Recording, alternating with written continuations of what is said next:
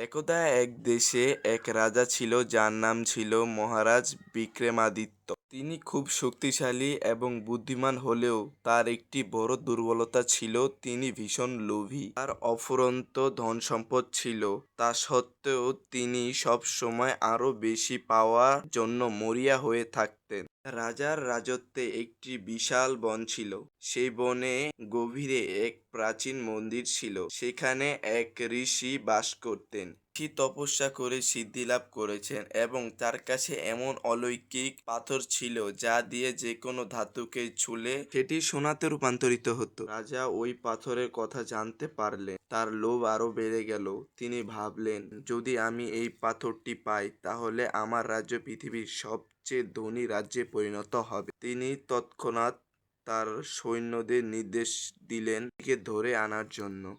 সৈন্যরা ঋষিকে ধরে রাজার সামনে হাজির করল।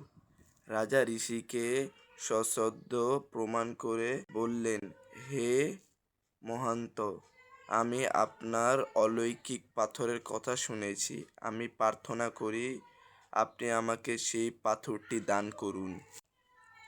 ঋষি হেসে বললেন, মহারাজা, এই পাথরটি আপনার কোনো কাজেই আসবে না। সত্যকারের ধন সম্পদ মানে শান্তি এবং সন্তুষ্টিতে নিহিত। কিন্তু রাজা ঋষির কথা কানে দিলেন না।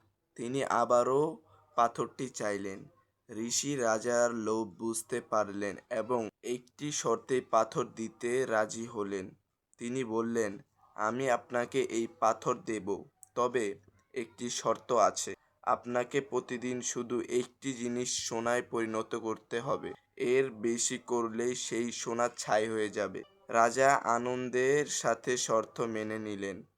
তিনি ভাবলেন, একটি জিনিস বা কম কিসের? প্রতিদিন একটি করে জিনিস সোনাতে পরিণত করলে তো অঢেল সোনা হয়ে যাবে। পাথর পেয়ে রাজা প্রথম দিন একটি লোহার তলোয়ারকে সোনাতে রূপান্তরিত করলেন। পরের দিন একটি রৌপ্য মুদ্রাকে সোনাতে পরিণত করলেন। এভাবে চলতে লাগলো।